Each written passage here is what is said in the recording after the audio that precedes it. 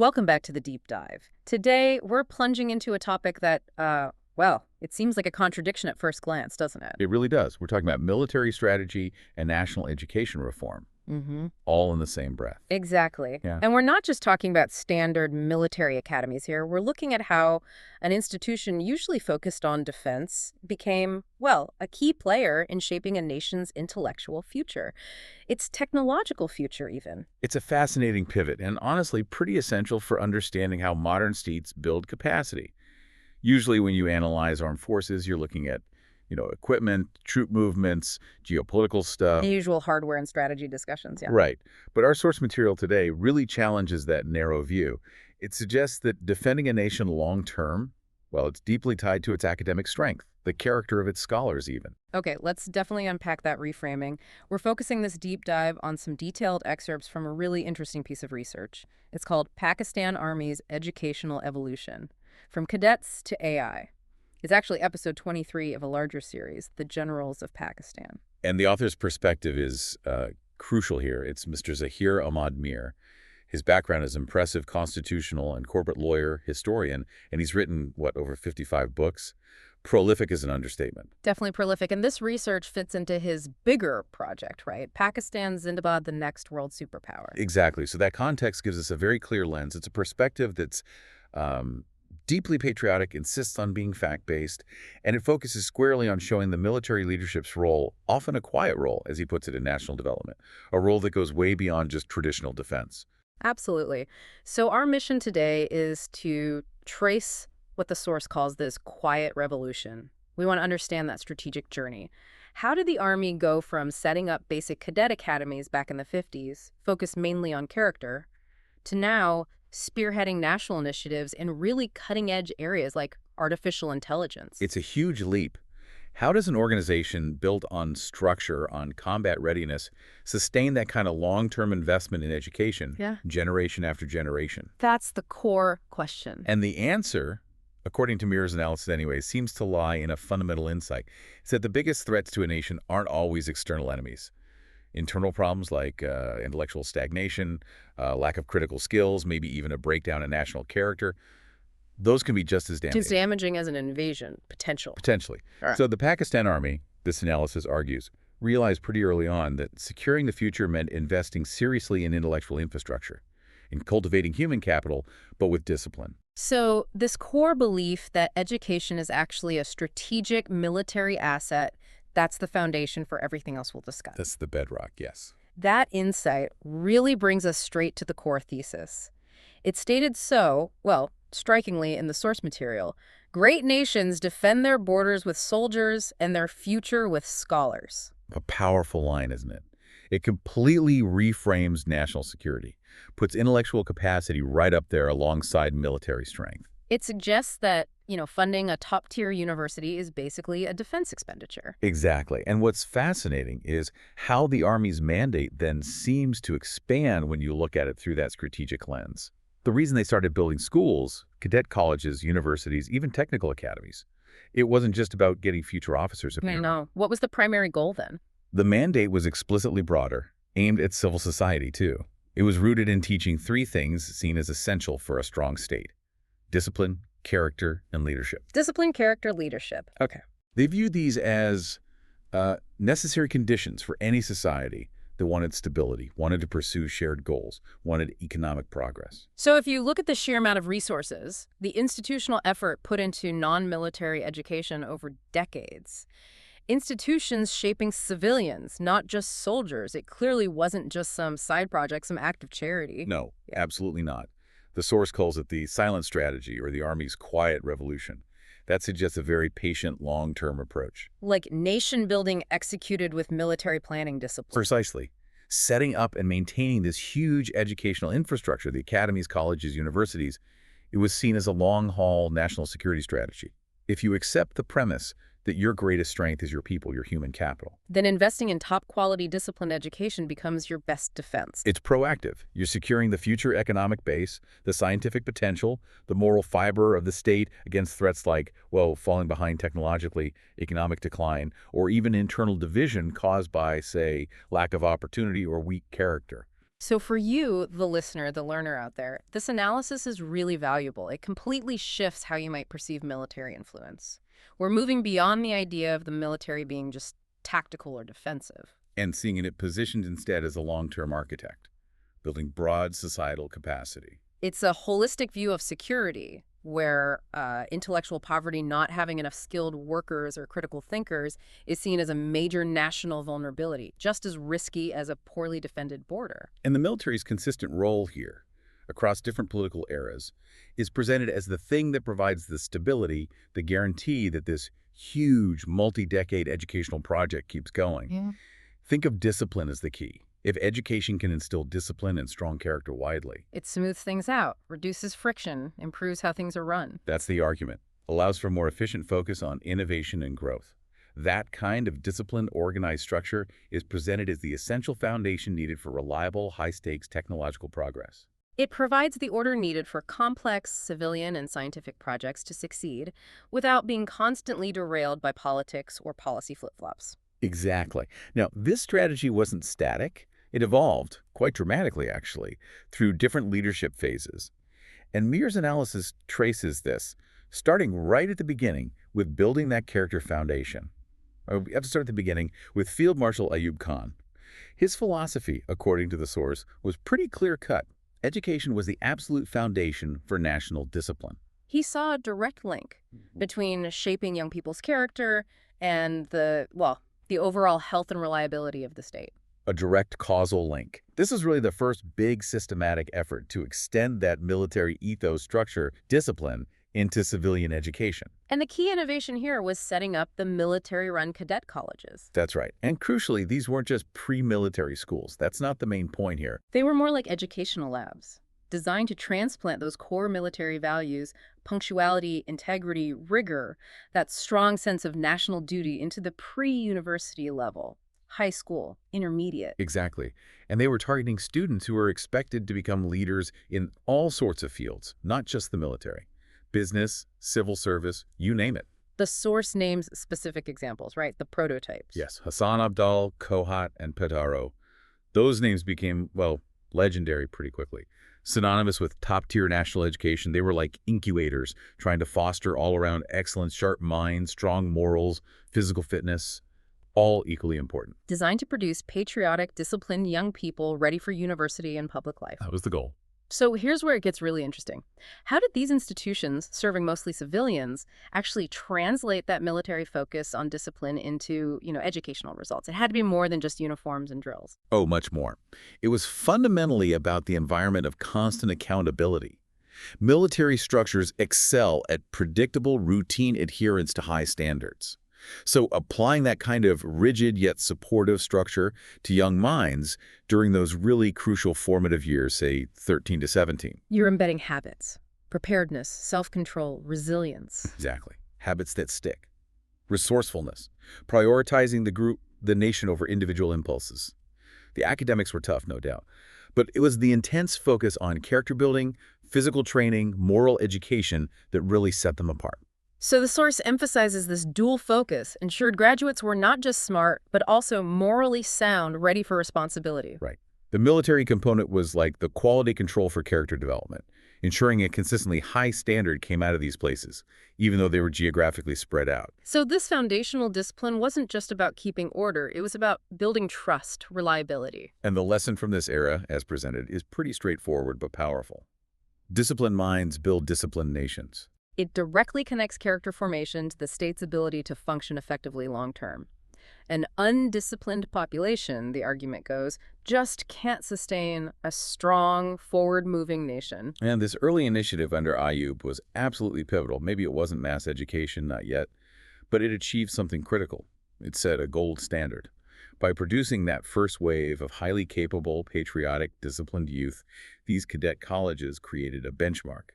A standard of excellence that influenced later education policies, both military and civilian. It cemented the idea that excellence needs discipline, and that discipline itself is a core national asset, something that secures the social and political ground for the future. Absolutely.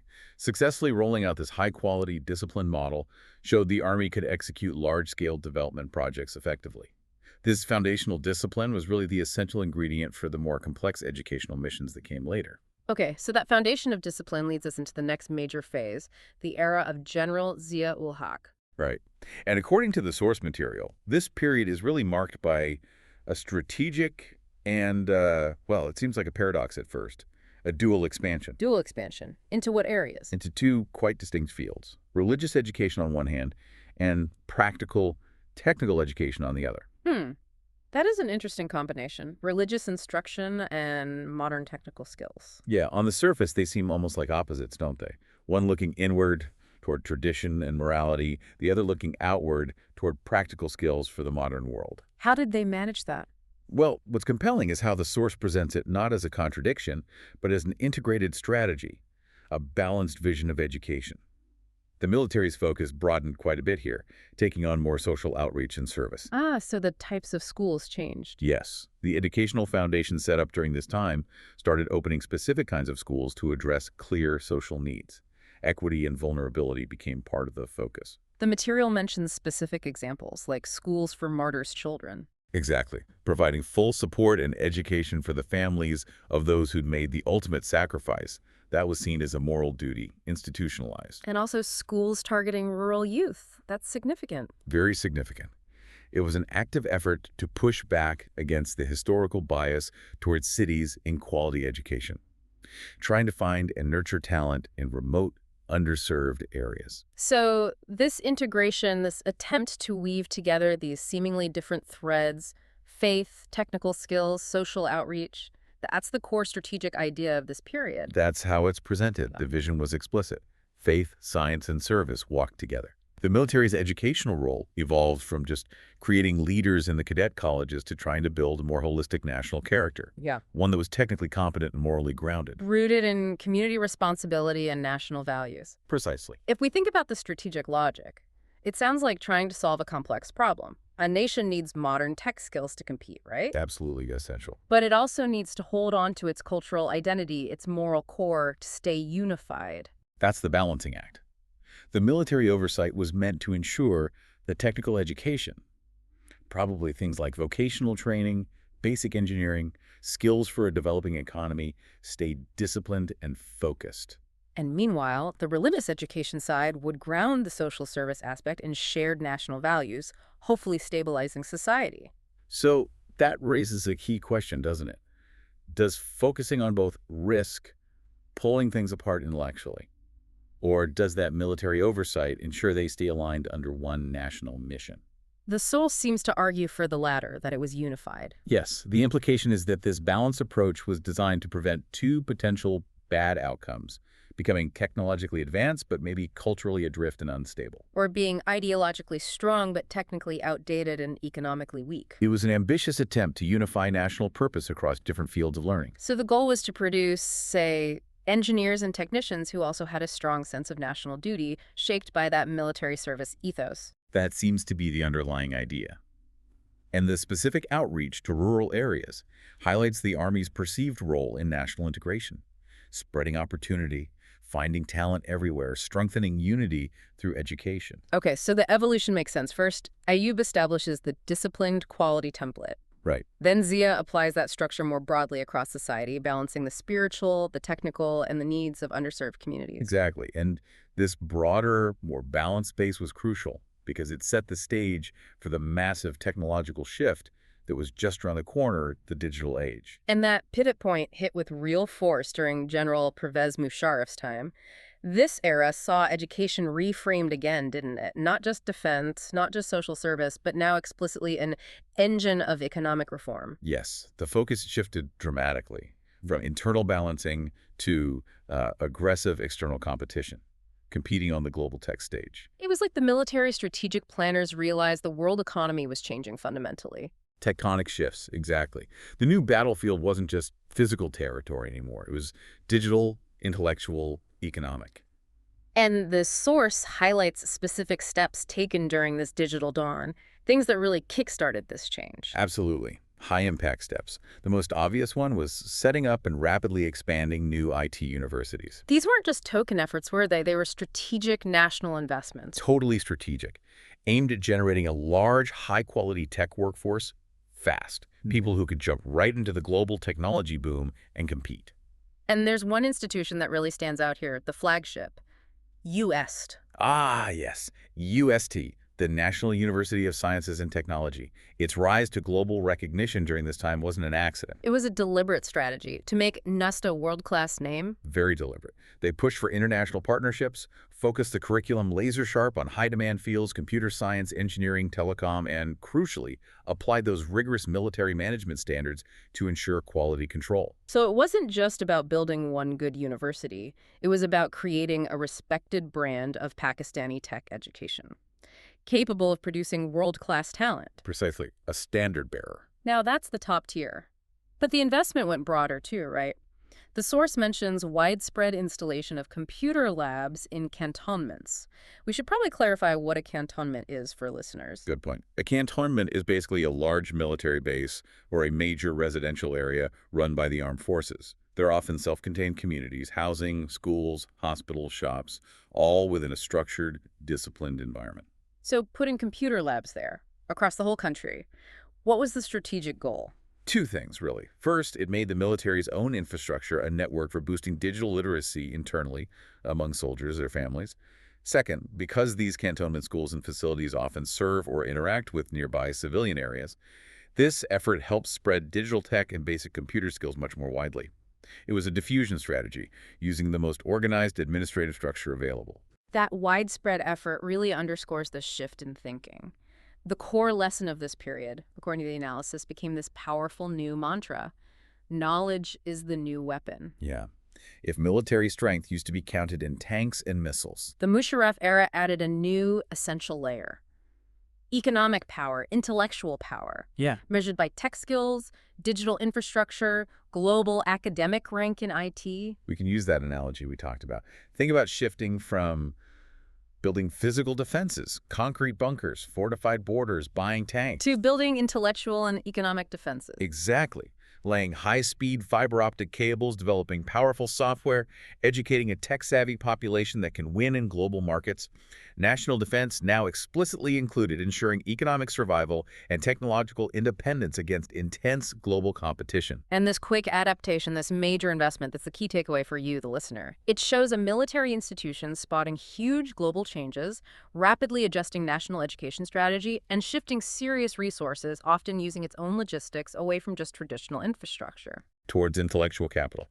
They grasped that the future belonged to nations that mastered IT and could generate massive economic value digitally. It seems like this era leveraged that foundational discipline Ayub had built the ability to execute efficiently, maintain high standards, stay focused. And applied it to mastering complex, modern technical skills fast.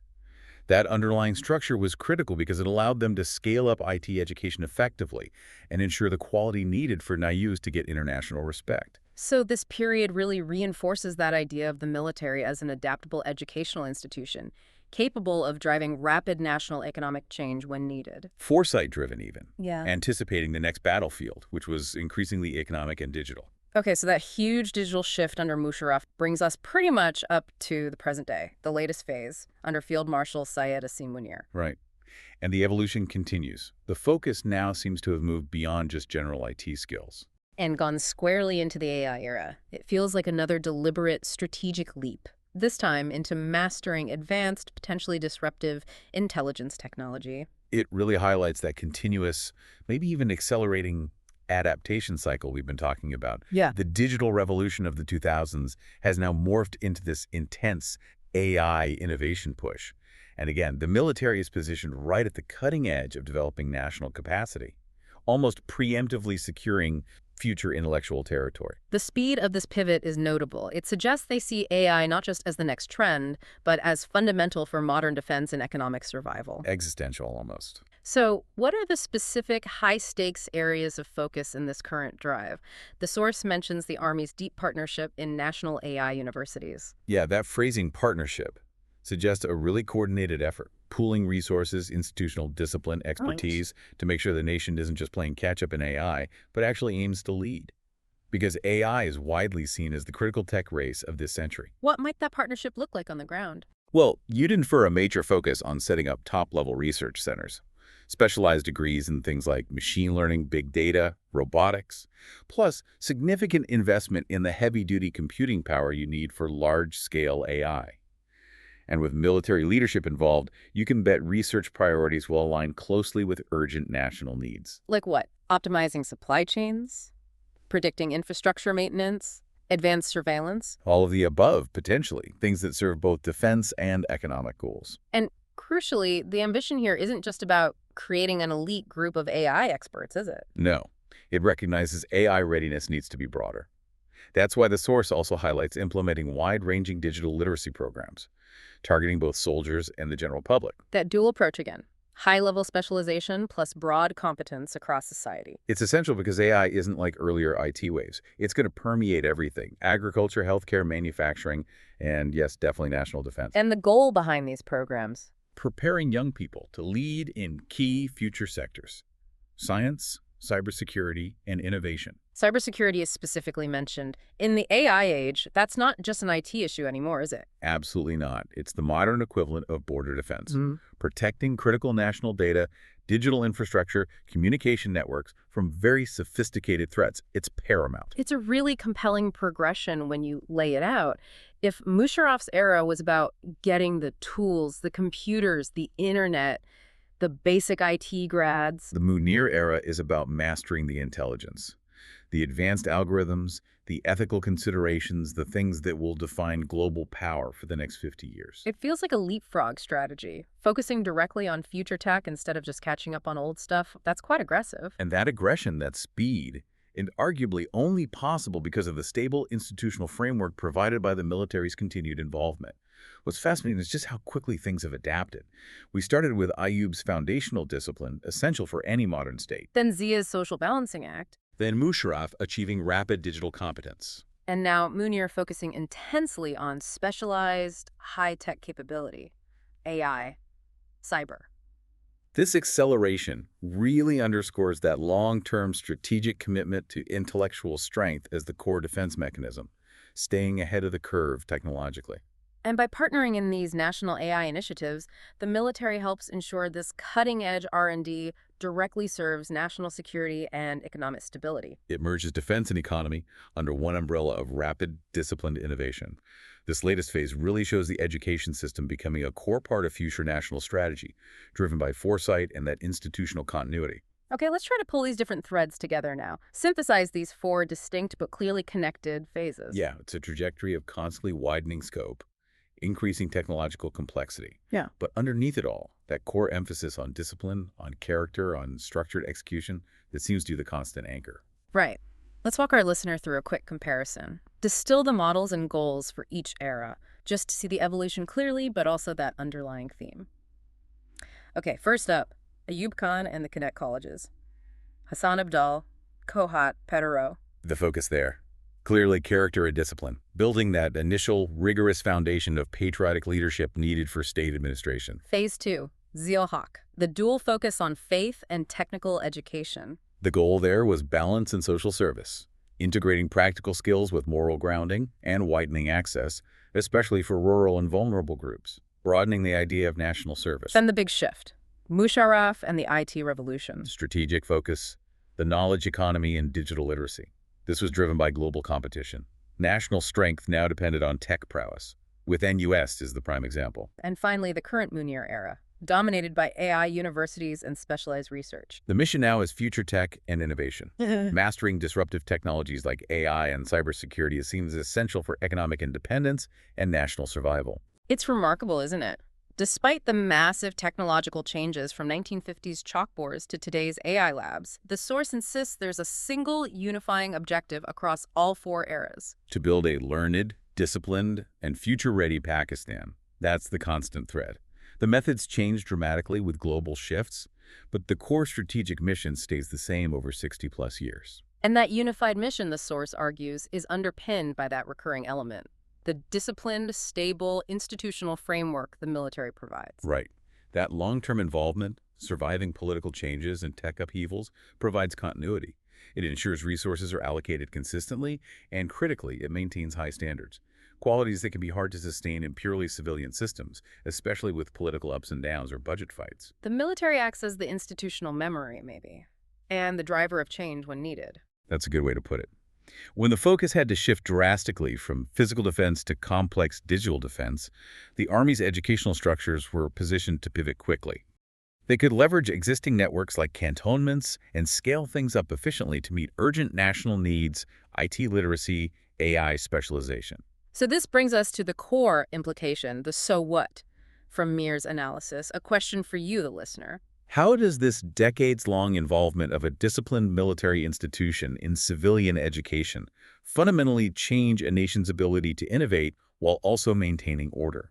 The source suggests the military's discipline and focus ensure innovation isn't scattered. It stays aligned with national security, economic needs, stability goals. That structured approach, the kind used for complex military planning, gets applied to national education strategy. And the results, as presented here, are argued to be less waste, consistent excellence like at NUS, and a faster track to achieving technological parity or even leadership. The whole evolution from Kohat's character building to an AI lab's algorithms is driven by this strategic urgency to secure the nation's future, intellectually and technologically. It creates this powerful mix where character and capability are deliberately linked.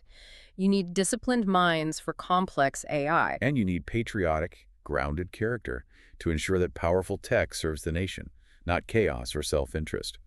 The Army, in this view, has constantly tried to weave discipline, faith, technology, and service into one national strategy. It's a narrative that emphasizes the military's role not just in defense, but in proactive, long-term nation building through intellectual and moral development. Hashtag tag tag outro. And that synthesis brings us to the powerful concluding idea from our source material.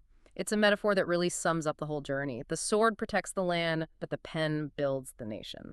It captures that dual responsibility perfectly, doesn't it?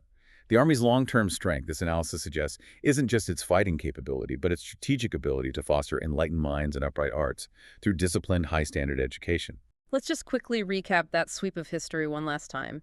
Ayub Khan setting character foundations in cadet colleges. Zia-ul-Haq balancing faith and technical skills for broader social service. Musharraf pivoting rapidly to IT and economic competitiveness via institutions like NUST. And now, Field Marshal Munir driving hard into advanced scientific capacity with AI labs and cyber focus. It really is presented as a systematic march of intellect and faith, shaping the nation's human and technological potential over decades. And that sustained commitment, seeing education as the prime driver of national power and stability, that's the core insight from Mr. Meer's work we've explored today. It offers a unique lens on how military strategy can merge with aggressive, long-term nation building, maintaining discipline and focus across generations. So let's leave you, our listener, with a final provocative thought. It builds on the source's concluding phrase, Pakistan Zindabad, the next world superpower. Consider the long-term effects of embedding education so deeply within military and national strategy. Does this kind of structural commitment, the discipline, the high standards, the guaranteed resources actually lead to faster tech adoption and greater stability compared to purely civilian systems that might face more political disruption or fragmented funding? It definitely challenges the common idea that innovation only flourishes in, completely unstructured or decentralized settings. Maybe for huge national projects, especially rapid leaps in critical fields like AI and cyber. Perhaps that disciplined, unified structure, like the one the Army provides in this narrative, is exactly what's needed. Maybe it provides the stability, the resource continuity, the singular focus required for sustained, high-stakes tech investment and aiming for global leadership. Something profound to think about there, at the intersection of national security, institutional discipline, and the knowledge economy. Thank you for joining us on this deep dive into educational evolution. Until next time.